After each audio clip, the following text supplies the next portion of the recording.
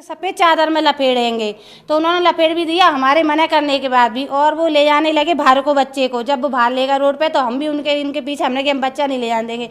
जब हम अपने बच्चे के लिए आगे कदम रखे भगत जी, तो हम अपने बच्चे से उतनी दूरी पे हो जाए, यानी पीछे को बढ़े।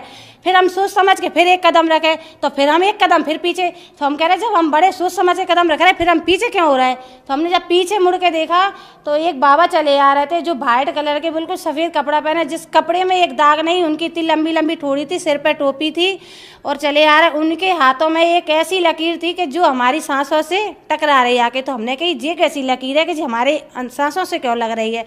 फिर हम अपने बच्चे को तो भूल ही गए, क्योंकि वो तो परमात्मा थे, रामपाल जी महाराज जी तो परमात्मा थे। तो हम अपने बच्चों को भूल गए। बच्चे के भूल के हमने कि हम इन बाबा को बुलाएंगे नहीं, जी बाबा तो हमारे इधर अपने आप आएंगे, जो हमारी आत्मा बोली अंदर से।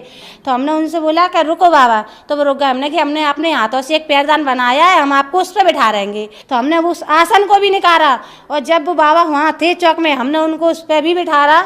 सर जी जब वो बैठे तो हमने उनसे पूछा भी कि बाबा आप क्या खाओगे। तो उन्होंने जी भी कहा बेटा भंडारे में आप जो भी बना के लेके आओगे हम वही खाएंगे। लेकिन जब जे आत्मा तो परमात्मा की है, आत्मा बोली कि नहीं इस बाबा को तो खीर पसंद है, तो हम खीर ही बनाएंगे।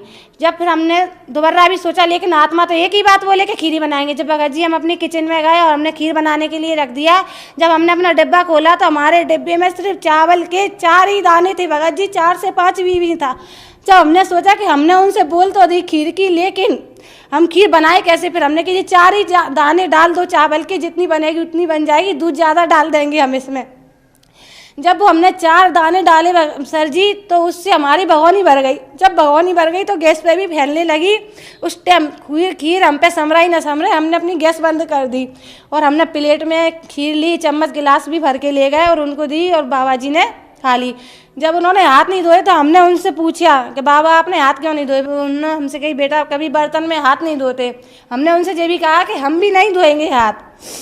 बच्चे को हम भूल ही गए थे, क्योंकि वो तो परमात्मा था इसलिए भूल गए। उन्होंने खुद ऐसी बुद्धि कर दी थी।